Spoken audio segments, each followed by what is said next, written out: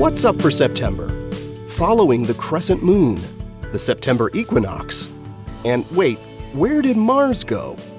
We're in a several-month period right now when the new moon falls right around the end of each month. This means we get to enjoy lovely waning crescent moons at dusk for the first few days of each month, and delightful waxing crescents in the pre-dawn sky near the end of each month.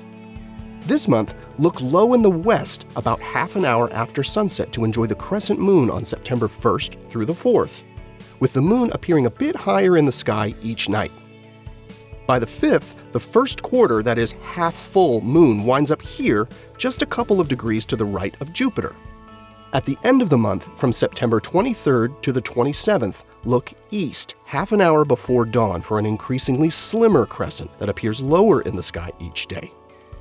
As you make your lunar observations, remember that for many thousands of years, the cycles of the moon and sun were the basis of human timekeeping, and many traditional cultures still rely on these cycles to mark special events.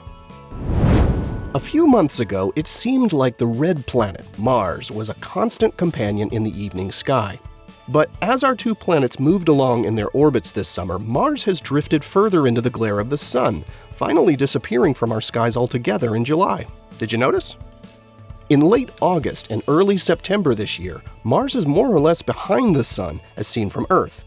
This has implications for spacecraft at Mars like NASA's InSight lander and Curiosity rover. This event, called solar conjunction, happens about every 2 years. During this time, mission controllers on Earth stop sending commands to our spacecraft in order to avoid potential radio interference from the sun. A few weeks later, when Mars has moved farther apart from the sun as seen from Earth, normal communications can resume. For those of us eager for a peek at Mars with our own eyes once again, it'll return to our pre-dawn skies in early November. September 23rd marks the equinox, with day and night being of equal length.